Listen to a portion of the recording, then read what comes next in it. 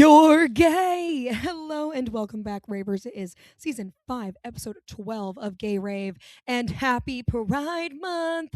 We have so much to talk about. Thank God it is Pride Month. We have waited far too long and we are finally here. And I'm already giving out benefit of the doubt. I have already started throwing out benefit of the doubt. Everybody gets it until I'm over it, of course. If somebody's giving me the cold shoulder or ignoring me or acting shy, maybe they're not just being a little bit of a weirdo. Maybe they're just aura farming. That is the level of benefit of the doubt that we are giving out. If somebody on the street gives me a dirty look, they probably have something going on in their headphones, something going on in their personal life. It has nothing to do with me. Turns out, all you need to have a positive attitude and to have a good take on life and to be able to give people benefit of doubt is self-confidence as well as delusion. Okay. And that is critical during Pride Month. Also, I was just at the grocery store, just a really quick aside. Did Trop 50 go away? Did Trop 50 get sued or something? Because I never hear about that girl anymore. Like, I never hear about her. Okay. And I'm assuming most of the low calorie shit from the past 10 years got sued out of business. And like, the impacts of those things just lie dormant inside of us until we all eventually die.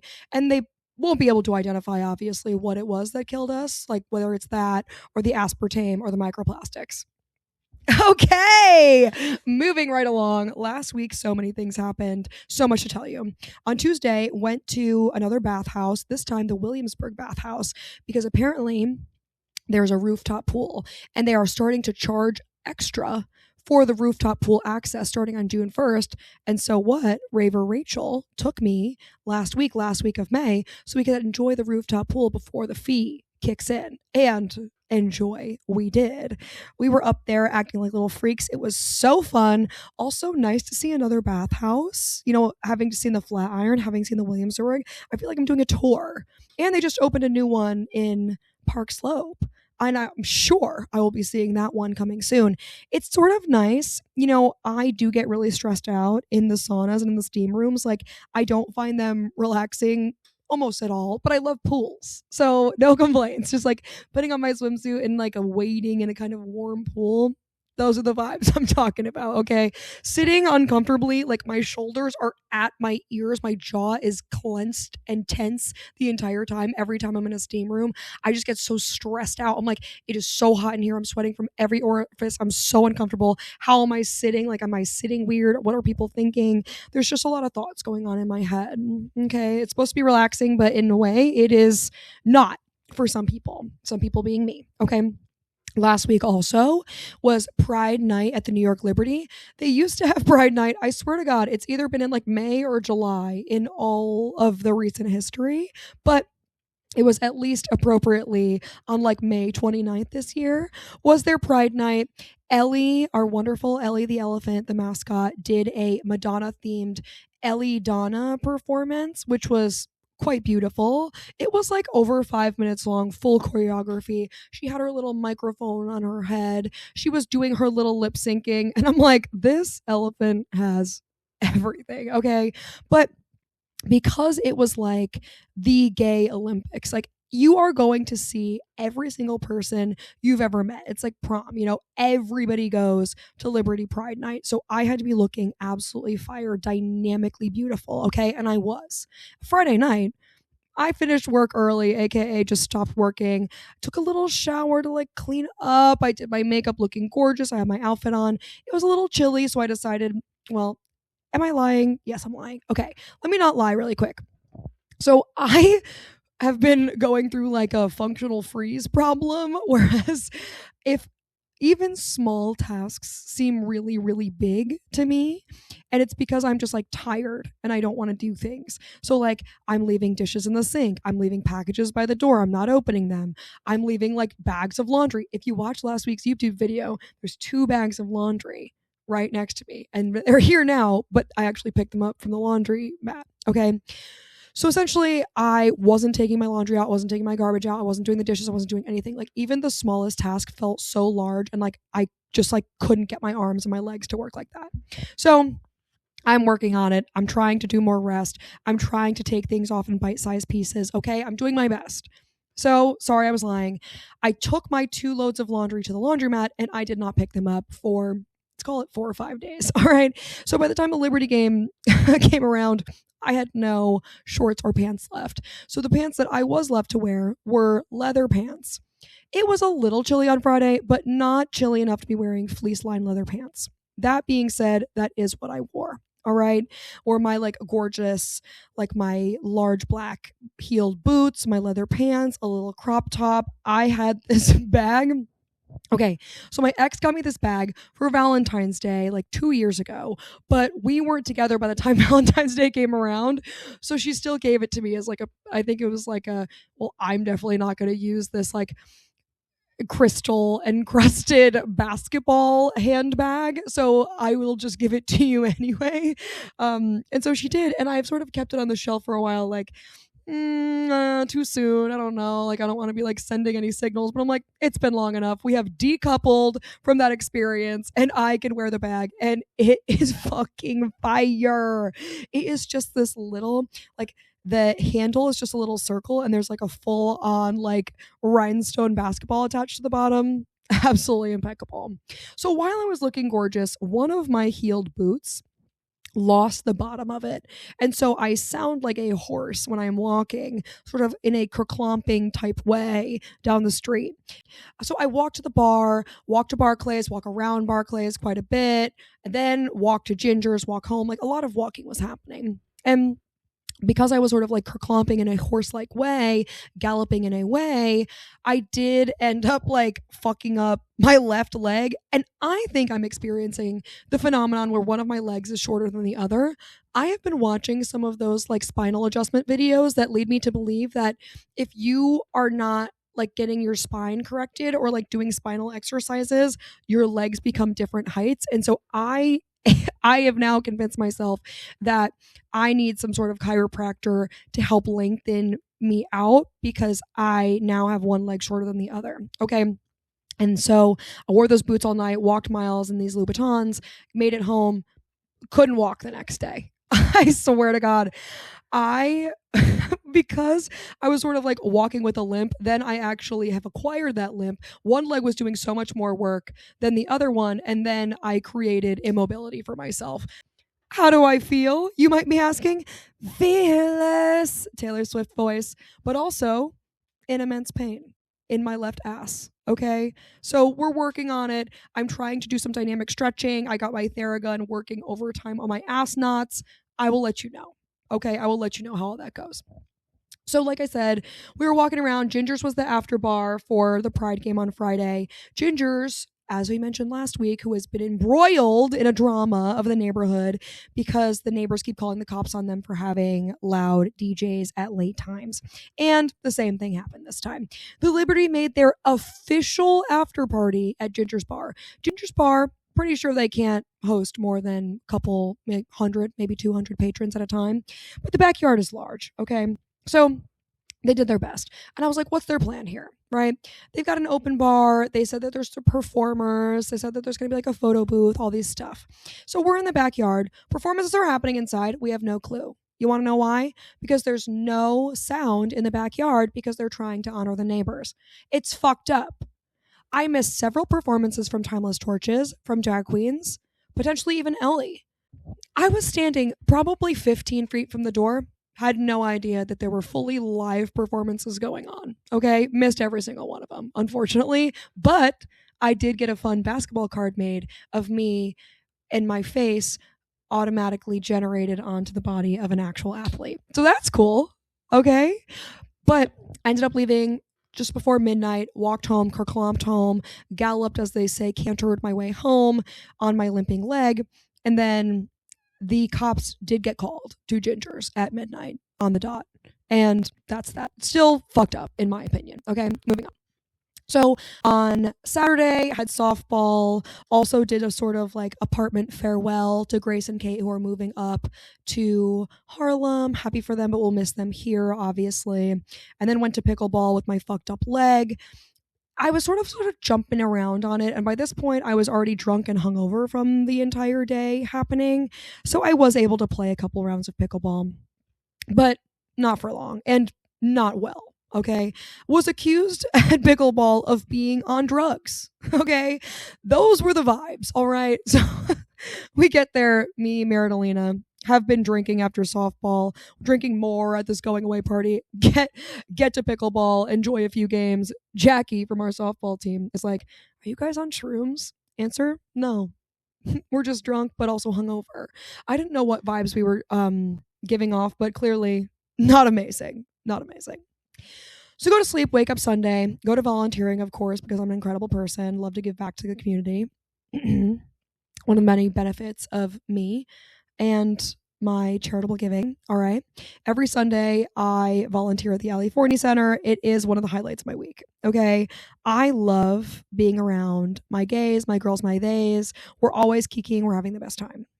So I did that. And then after volunteering, I got tickets to go see Two Strangers Carry a Cake Across New York at 3 p.m. I left volunteering at 1:30. I had 90 minutes to blow, and I'm like, what the fuck am I going to do in Midtown for 90 minutes? The bathroom situation, non-existent. So because I'm an AMC A-list, aka Stubbs member, I decided to just buy a ticket to a random movie so I can go to the AMC, get a slushie, and have a steady bathroom situation, okay? That movie that I was able to get the ticket to was none other than Michael, the Michael Jackson movie, which I've been threatening to see for weeks now. I've been asking people, will I be canceled if I go see it? The consensus is generally no. It's sort of, why would you want to go see it? It seems a little sus, a little weird. Why are we still idealizing Michael Jackson? But in a way, I'm curious. Okay. So I did get to see the first half of Michael. And I will say I thought it was all right. I'm going to give it the 4-letter F word. I'm going to say that it was fine. They were really leaning into the autism thing for Michael, like really honing in on his arrested development stuff. And his whole childhood, like it really starts with like Joe Jackson, like beating him and like making them rehearse at all hours and nights and weekends and really not allowing him to have a childhood.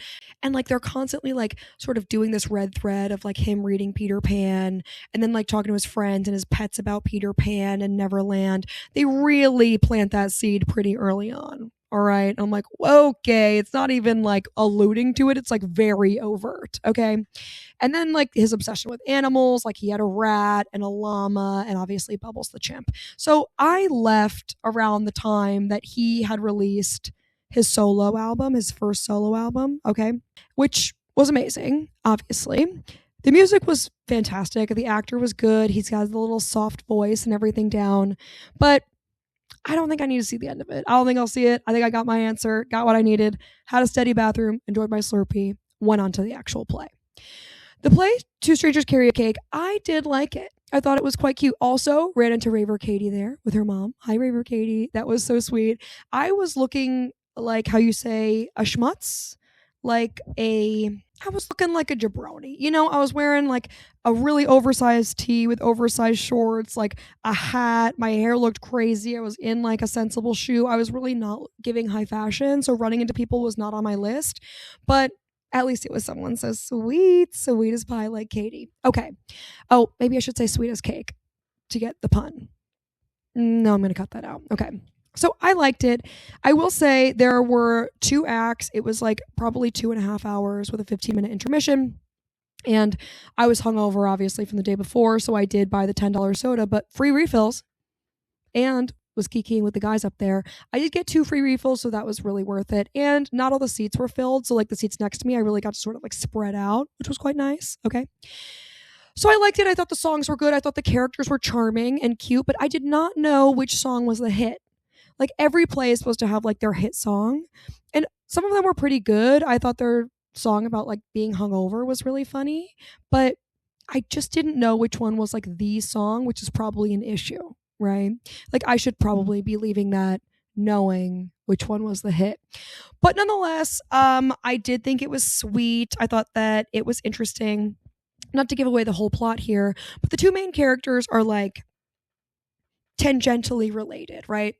The young boy is coming in from London to his estranged dad's wedding, and the dad's marrying this woman, and the sister is the one who he goes on the journey with. So it's technically his aunt, right? So he keeps calling her like my aunt, my aunt, my aunt. She like picks him up at the airport. She's like trying to do all these things to help her sister who's marrying his dad.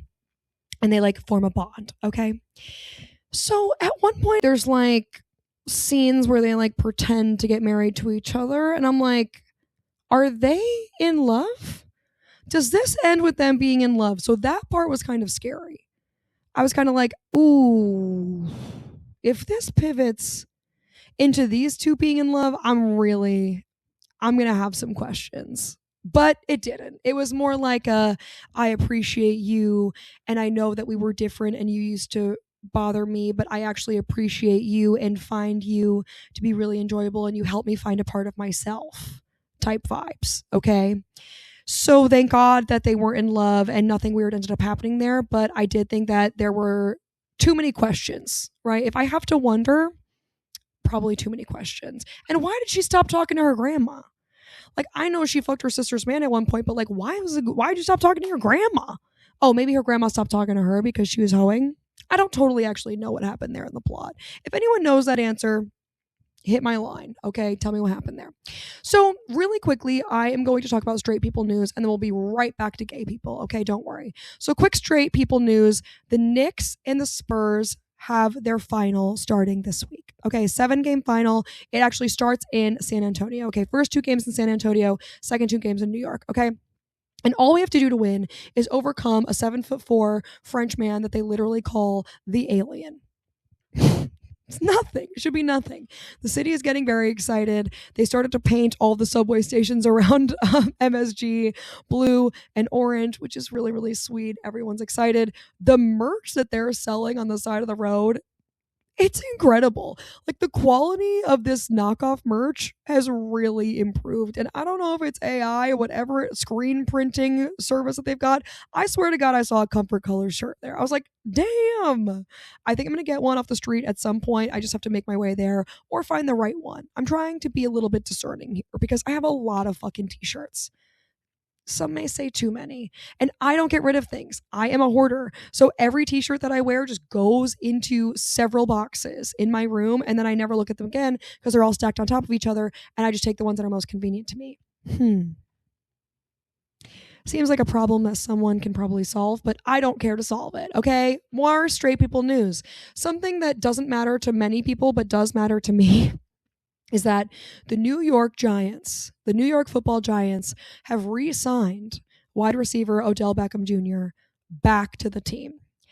I have a sweatshirt in Yay Closet right near my front door that is a giant sweatshirt that says Odell Beckham Jr. on the back. I got it from my aunt and uncle probably 15 years ago because I didn't grow up a football fan like my parents were football fans, but my uncle was a big Giants fan. So of course I started to follow the Giants and they got me this sweater. And now I never threw it away. This is what being a hoarder is all about. It means that you don't throw things away because eventually they are going to have a purpose. And it feels like maybe I knew that this was the purpose. Okay, so yeah, the New York football Giants re-signed him and I think that they are trying to capitalize on this energy of Mamdani supporting winning teams. And like if the Knicks are doing really, really well, then maybe there's a chance that we could like sort of like usurp and capture some of that energy through the transitive property to be good. I highly doubt it. Like someone was saying that they signed like Braxton Berrios and Odell Beckham Jr. And so their odds of winning the Super Bowl went up like a little bit on like DraftKings. And I'm like, not enough, unfortunately, to make them good. But still, an exciting update for me in my sweater collection. Okay. And this man, he was the one who got really famous all those years ago because he did like the one hand catch to the end zone. That was his whole thing. And then another very famous Giant was Victor Cruz, who did the salsa in the end zone. You know, there's like a couple of famous Giants that you should probably know. This is one of them. Okay. Oh, actually, Mamdani's winning streak actually got foiled because his soccer team, who he supports, Arsenal, actually lost on Saturday. I do not follow this, and I am sorry to them, and mostly sorry for my King Mamdani. He did a beautiful speech today, also like first day of Pride Month, talking about how like trans rights are human rights and how it would take a whole month to go through all of the wonderful things that queer people have done for the city. Oh my God, I was so moved by our king. I love living here in Mamdanistan. It's really amazing. The man cannot lose. He is killing it. He is absolutely killing it. And that does not apply to his team Arsenal because they did. They did in fact lose. Okay. Moving on back to gay people. Okay, don't worry, we're back to gay people. Phoebe Bridgers, our depression princess, has announced that she will be doing a concert at Madison Square Garden this Thursday, June 4th, for only donations, which is amazing. Hell yeah. Thank you to our queen. She is doing this concert, and you could donate either $1, $5, $10, or $20 to the Community Justice Exchange's Immigration Bond Freedom Fund, which works to release people from immigration detention. Absolutely amazing. She's been doing pop-up shows all around the US. This is another one on the list of things that she's doing to raise money and support good causes that we care about. So during this Pride Month, have I signed up? Do I hope I win? Absolutely yes. I cannot wait for this. A wonderful sign. Also, I will have you know, there were like 2 full moons in the same month last month. And there was a full moon in Sagittarius over this weekend, which is apparently incredibly powerful. You know why they say once in a blue moon? The blue moon was fucking last month, people. 2 full moons in a month, okay? And I have Sagittarius in my chart. I think I'm a Sagittarius rising. So that's probably why I feel magnetic and incredibly powerful. And that's probably why Phoebe Bridgers is coming to Madison Square Garden on Thursday. And so, therefore, I will get a ticket. And I did a donation at the $20 level so that she knows that I am not going being cheap about it. Okay, I'm not trying to be cheap. If you are going to do a show for as low as $1, I will donate more money. Just like, please let me in.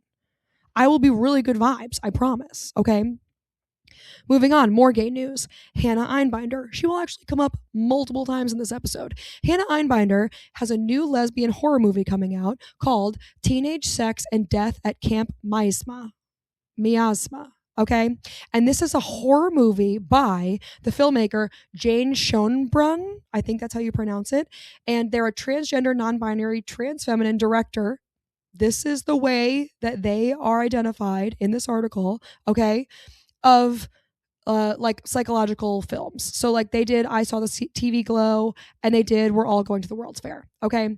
And so in this article, Hannah Einbinder sums up the movie as trans sapphic ode to marginalized communities. And they said it's very bloody. She said she really had to connect. Like Hannah said she really had to connect with the character and live in true fear. I'm like, damn, bitch. That's crazy. And it's a movie within a movie. So it's about Hannah Einbinder plays like a queer woke director trying to bring back slasher films. So she is acting as a director in this movie within a movie, as they're making a slasher, but like that actually happens. Okay. And so Teenage Sex and Death at Camp Miasma. I am really a scaredy cat, but I might go see it and just cover my eyes because I want to support the cause, and also sounds kind of fun. Okay, supporting this transgender, non-binary, trans-feminine director, also Hannah Einbinder, also trans sapphic ode to marginalized communities. How could you say no to that? Okay, Alphabet Mafia, all the words are there. Okay, say less. Last gay news, people think Slater is trans again. So every now and then, there's no like update here. Like I don't have like any more information than that. It's just like my lived experience. Every like year or so, people on Twitter start putting the trans flags in like Slater posts, Slater like appreciation posts, and then we have to go back and tell everybody that she's just cool and like looks kind of different and she's not trans. And I know in her song Crank, an amazing song by the way, she says that she gets really gay off that tequila, but she is just not trans. She is a cis woman. I think she's queer, but not trans. And I do think that's funny, and I think that is gay news. And so therefore, we're going to talk about it. Okay, moving in. Rave reviews. And this one is close to my heart. Okay. I learned that ER Fightmaster makes horny music. ER Fightmaster is an actor on Grey's Anatomy that I'm aware of, and I believe does comedy in forms, but most of all, I know them as being a hot they them. All right? Very hot. Okay? And so I decide to listen to their song. It comes up on my release radar. I decide to listen to their song called Glide. I am already scared. I did not realize it was horny until I start to click on it and I'm hearing it. And I said, whoa, whoa, okay. I had no idea, but they're super hot and funny. So I was like, let me give this a try. So I was listening to it and I was teetering the edge of fear and being into it. So then I was like, okay, let me just like watch the music video. Okay. I had like some of the like teasing the music video on Spotify. So I was like, maybe the music video really helped me lock into it. And it did. Okay. It did. They're hot. Now I want a cigarette. They really did their best to be like the sensual thing. I think the song is sort of two separate vibes. Like they have a very like sexy spoken word part, and then the chorus is giving more like upbeat. I think it's two different songs in one. I don't know music though, so go off with your bad self. Happy for you. And I think ultimately it is bold to make horny gay music and also be funny because horny music is inherently like serious and kind of sultry. Like sexy playful and not like playful funny. And I think that is very brave. This is why I have a hard time being like serious sexually because I think everything is kind of funny. So everything kind of turns out like sexy, playful, and haha, and less like actually like sexy, serious. So big props to them for doing it. I think they were hot in it, and it is called Glide, and you should definitely watch it. They smoked the cigarette and they put the cigarette in this girl's mouth next to them, and I was like, okay, this is why cigarettes are coming back. Vaping could never. If you're sucking and fucking on a vape, I'm sorry, it's not sexy vibes. I am like actually acutely aware of the cancer entering your body, whereas a cigarette, I feel like we're going back generations. We're connecting with our ancestors by doing that in a way. Okay. And this is why, unfortunately, cigarettes will always be cool. We should not smoke them. And it is very bad for you and it will kill you and give you cancer. But every now and then, maybe just take a little. Don't do a full one. Don't buy a pack. Maybe bum one. Unfortunately, it does look really cool. So then when I was on this path watching Glide, it autoplayed another horny song called Dog by Toa Bird. Toa Bird, who dates Renee Rapp. Renee Rapp, who is lesbian, who played Regina George in Mean Girls on Broadway and in the film, and was also in The Sex Lives of College Girls and is now a musical artist. Okay? She has a song featuring Megan Thee Stallion. This is important. No, it's not to this point, but it's important to me that I mention it. Megan mentioned. So this Toa Bird song, I have never heard songs by Toa Bird. I know Toa as the partner of Renee Rapp, who they both kind of cheated on their partners to be together, which here nor there, that's just another day in the gay community. Okay, it's Pride Month. Lock in, move on. We're moving on. It's more important. The Megan feature is more important than their cheating to be together. We're past it. So this song starts playing, and I really feel like it's in the same lane as the ER Fightmaster song. Also, Katie O'Brien from Love Lies Bleeding was in it. I was like, damn, that sexy buff bitch. She looks so good. And I'm like, there is a market here, people, and it's becoming saturated. In more way than one, if you know what I'm saying. These little skinny, sexy masks are choking the girls, okay? They both have these songs where they're sort of like crawling all around, like it's dark and it's light, and they're in their little sexy outfits and they're looking directly to camera. And I don't know, like I had to look away a few times, but I'm happy for them. I really am. I feel like this is something that they can do, and I'll be watching and I will say, good job. Okay, moving in. Grave reviews. RuPaul has a new movie coming out called Stop That Train. We've actually talked about this before on the pod.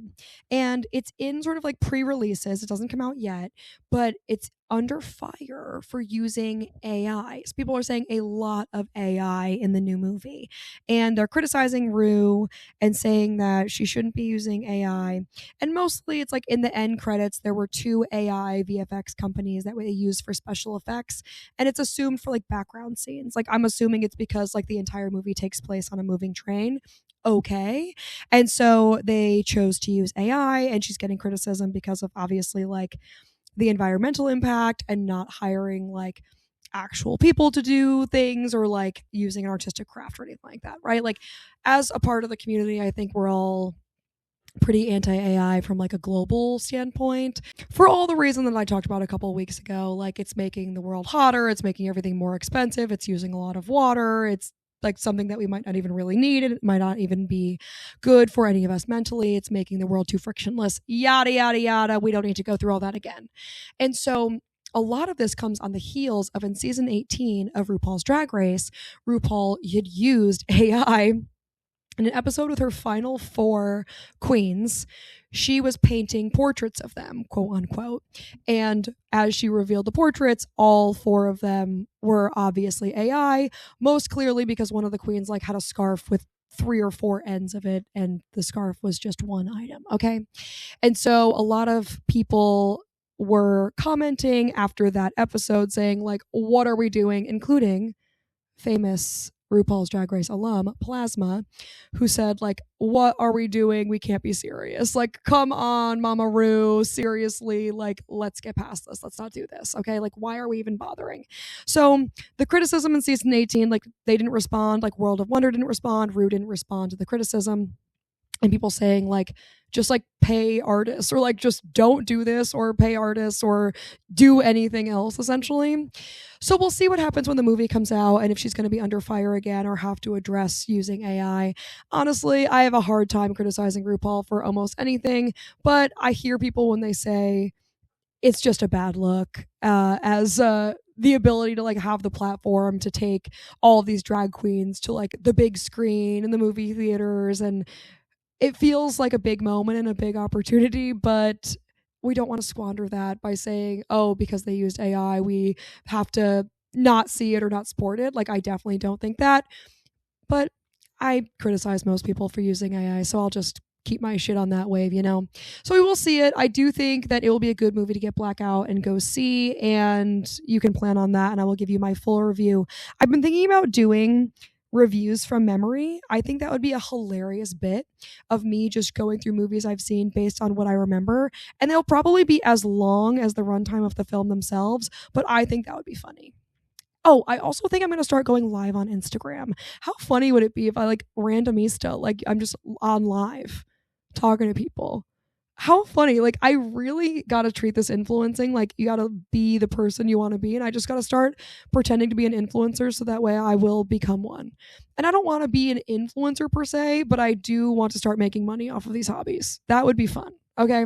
Because then I could do fun shit with it, like fun stupid shit, like hot tub boat. You can get a 20-person hot tub boat that leaves out of Jersey, $2,000 for 90 minutes. If I made some money off of these fuck ass hobbies, I would be in the hot tub boat right now with 19 of you on the Hudson River for 90 minutes. Starts at 7, ends at 8:30. Then you're stuck in the middle of Jersey, wet. Where do you go? Okay. Bus, maybe. Party bus, another option. Okay. Moving into Can I Say Something? We're back to Hannah Einbinder, okay? And I know that Hacks series finale just ended. I'm still on season 1. I have not been keeping up. No spoilers, please. I will be doing what I did with Girls and with many other series by starting it really, really late, so that way all the spoilers are already gone and I can enjoy it in its true capacity, okay? Still working my way through Sex and the City. I have watched one additional episode from where I last left off probably a year ago. Okay? Progress, not perfection. Am I right? So, Hannah Einbinder had a Subway take last week, and it really spoke to me. So that man who does Subway takes had Hannah Einbinder on, and she said this. When you introduce yourself to someone and they say to you, "We've met before," it's an act of violence against you. And I feel the same way. I feel like these conversations, this is gonna, I hear my complexes coming out as I'm saying this. I feel like this conversation, I'm introducing myself to you, like we're just like saying hi, we're introducing ourselves. And then if you sort of cut me off right at the knees and say we've met before and you make me feel bad, we've lost it. Where's the yes and of it all? You know, why you gotta put me on blast like this? Especially if someone remembers your name and they remember shit about you. Oftentimes, like, I will say, oh, I know we've met before, but can you remind me of your name? I won't just like introduce myself like right off rip. But god damn, can we just all agree to yes and just be like, oh yeah, like reintroduce yourself. Like, maybe we've met before, like try to ease into it a little bit, but goddamn, coming right out with we've met before, period. Miss me with that shit. But remember, I'm giving benefit of the doubt. So if you're going to do it soon before I'm over it, okay? And I actually feel the same way about the comment, you smelt it, you dealt it. And this is actually, I'm going to get up on my stand for a little bit here. So we're all just supposed to sit here when it smells like shit and not mention it because of these politeness rules or for fear of being blamed for the fart? This is some bitch ass society and I do not want to live in it. I'm going to mention that it smells like shit. And then I have to tell you, oh, it's not me. And it couldn't be me. And you want to know why it couldn't be me? Because I can't fart without fearing something worse is going to happen and I'm going to have a fucking shart accident because I don't eat enough fiber and those Trader Joe's fiber gummies are still working their way through my system, okay? So it couldn't possibly be me. All right, is that what you want? Is that what you want? No. Can we all just sit in the fact and mention that someone farted and we all know it? Move on, okay? Move on with your life. Get over yourself. And yeah, I'm not going to go on the table like, was it you? Was it you? Was it you? I just want to be like, hey, yeah, it smells like shit in here. Okay? Move on. I just want us all to be like, ooh, it smells like shit. If it smells like, I'm going to be like, oh, damn, y'all smell that? That's crazy. Is there a dumpster on fire locally? Is there something I should be worried about? Is it like the burnt toast sensation? Am I having a stroke? Okay, yeah. If you don't mention it, maybe we don't understand a newly added stroke symptom. It smells like shit. You think it smells like shit? You're having a stroke. You don't say it because you're worried someone's going to blame you. Guess what? You're having a stroke. You're on the ground. You're in the hospital. All because of these fuck-ass politeness rules and the fear that someone is going to say those words. Smelt it, dealt it. Get over yourself. Moving on. I'm sorry. My I'm sorry for this week goes out to the obsession with hot dogs in society. And I don't mean to yuck your yum because I also love hot dogs. I'm like one of the OG hot dog lovers. I never even ate cheeseburgers. I was always like, hot dog, make it a foot long. Okay? It's before Subway even existed, probably. Yeah, no, I didn't eat burgers because burgers were like very condiment forward and hot dogs, like you could just kind of do whatever you want. I don't eat condiments. Nothing. Mayo, mustard, ketchup, nothing. Okay? I'm eating hot dogs plain. That's why I'm sort of like this whole hot dog love that's happening in society, like glizzy t-shirts and shit. It's contrived. It's contrived. And I don't know what's behind it, but I'm on a quest to find out. I would like to think it's something as simple and innocent as a surplus in the hot dog / mystery meat community. Okay? But it could be something as nefarious as Major League Baseball lobby or Trump or America 250 lobby. They could be behind this. They could be behind this. Something has been afoot and I just need to call it out. T-shirts that say glizzy on them. People saying, what's your favorite food? It's a glizzy. Okay, glizzy meaning hot dog. T-shirts that say, I got that dog in me and it's a hot dog. People have really been obsessed, and this has been for a couple years now, probably 2 years now, has been like society has been really doing like a lot of media and a lot of hot dog forward content about loving hot dogs. It's like Diet Coke. You know how everyone's like, oh, I need a fridge cigarette, or like hot girls like drink Diet Coke. It's like Diet Coke and hot dogs.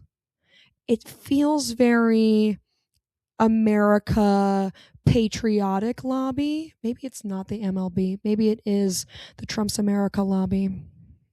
This is all goes back to the people who are trying to make trad wives happen. I can't say for sure, but I'm pretty sure. Okay, something's happening and I need somebody to get on that. Get our best scientists on that ASAP. Okay, moving on. Last but not least, songs of the week. We have 3 of them. My ADHD song of the week has been On Call by Muna. I'm on call. That one part when they go, I'm on call. No, it's like they're all harmonizing. It's like comes to a climax. It's like, bah! It's amazing. Okay. I also have been on a Bo Burnham kick for some reason. I went through the entire Inside album. not to be confused with the movie animated film Inside Out, which you'd be surprised how many get it confused. So I've been listening to that whole album, but I think my favorite song is probably Comedy by Bo Burnham. And I was listening to that all last week, and then Phoebe Bridgers announces the show on Thursday for $1. Coincidence? Or is it my moon in Sagittarius blue moon powers? You can't say for sure it's one or the other. Last but not least, I'm going to add Crank by Slater into the mix. Not trans, but still probably queer and definitely an ally. Gets gay off that tequila. Who doesn't? Who doesn't? That song's a banger. Every time I'm in the gym and I play Crank, I'm about to bust through a wall, Kool-Aid Man style. Shit goes crazy. All right. So enjoy those. Happy Pride Month. This is the first of a long month. Take care of yourself. Drink water. I have count up 5 events coming this month. Some exciting things. We have our classic bingos and trivias, and then we have new things like pitch your single friend and arm wrestling competitions and a lot of fun shit coming up. Scheduled to be released soon. Themes to be released soon. Much to come. But until next time, I will miss you. This has been Gay Rave. I am the Gabby L, and the L stands for love you. Bye. That's what she said. And you know what? What was that? Okay, James.